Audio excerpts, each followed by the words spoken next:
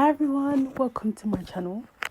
Today I'm going to be talking about 3 things I did to lose 50 pounds. 50 pounds was to eat in a calorie deficit and to weigh out all my food just to be sure. In order for you to find out what your set calories are, you need to figure out how much you've been currently eating. At the time, I didn't know what I was eating because I was already overeating. So I didn't really have an idea of how many calories I was eating. So what I did was I used the recommended daily calorie intake for women, which was 2,000 calories, and cut that by 600 because I know I'd been completely overeating by that point.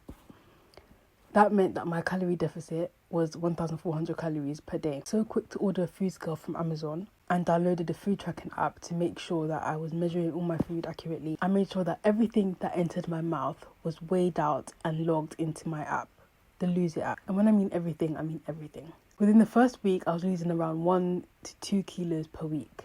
That's just because I had a bigger starting weight. My highest weight was 264 pounds, which is 120 kilos. What helped me lose that further was doing about 1 hour of exercise every day for 3 days per week. This helped me burn a few more calories during the week.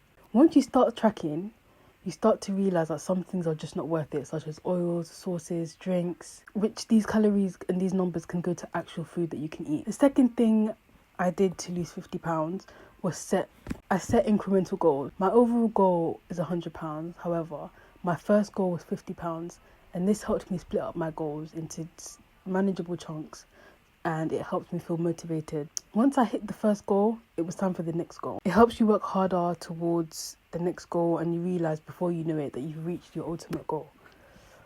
For example, if your goal is to lose an overall amount of 100 pounds, you can make your first goal 50 pounds, and once you hit that 50 pounds, your final goal, your final kind of checkpoint will be another 50 pounds, by which you've already reached your goal. And it can feel really overwhelming to think about the fact that you have 100 pounds to lose. When are you going to get there? How fast is it going to take you? When are you going to lose the first sort of 10? That can be really daunting. So making those goals into really manageable chunks makes it really helpful for you to get there. Move more and be realistic. Many people tend to say that they walk 10k steps a day. And if you're someone who doesn't tend to walk and you have to go out of your way to get these steps in, it can be quite a challenge. I work in London, so a lot of the time I'm walking around, I'm on my feet, so getting 10k steps in wasn't too hard. And if I wasn't able to get 10k steps in, I'd go to the park after work before I came home and do a detour just to make sure I got those steps in. I walked to most places, and at the time I actually sold my car, not due to weight loss reasons, but just because I felt like I didn't need it at the moment, just because there was a lot of cars in the house. So this meant that at any opportunity, I was walking to dinners with my friends, anywhere I had to be to do shopping or anything, I'd walk all the way.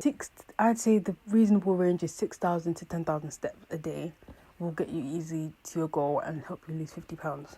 I also did a 1 hour session 3 times a week just to make sure that I got that extra burn at the end of the week and just to really make sure that I was burning calories.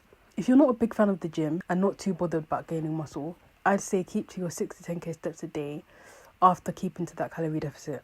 And a bonus tip is to be consistent. One of the most important things about weight loss is the consistency. A lot of the times during my journey, I would lose weight at a good rate per week, and then all of a sudden the weight loss would stop and be non-existent.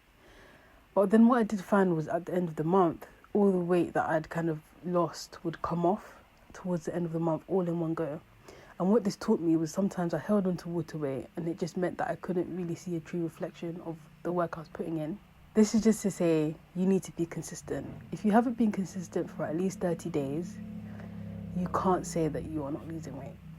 You need to give yourself at least 30 days to incorporate calorie counting, tracking, 6 to 10k steps a day, plus a gym routine if you prefer that, for at least 30 days before you say this is not working. And if you do give up early, you might just miss that turning point where your weight just drops suddenly, and because you've given up and you weren't consistent, you're not going to see that and you're going to think that it just doesn't work. And I promise, if you follow the above tips, you will definitely lose the weight. And just a pro tip, if you're starting at a higher weight, the first few weeks of losing weight is going to be extremely easy for you because the weight will shed a lot quicker. With that being said, if you're a woman kind of similar to me in terms of size or kind of just if you're similar, I started at 264 pounds, which is 120 kilos, and I have lost 50 pounds. So if you are kind of similar in starting weight, I'd say start at a deficit of 1,600, and this can be managed very easily. When I talk about cutting calories, this means that you can eat whatever you want within that calorie allocation. When it comes to losing weight quicker and being stricter, that's just down to losing weight a lot faster. And if you do want to lose weight extremely fast, that does require a lot more restriction. I promise you, with these 3 steps, you will definitely lose the weight that you've been needing to lose. Just be consistent and keep at it. If you like more videos like this, please subscribe to my channel. Suggest any videos around weight loss, fasting, lifestyle, wellness, and I'll be sure to see you in the next one.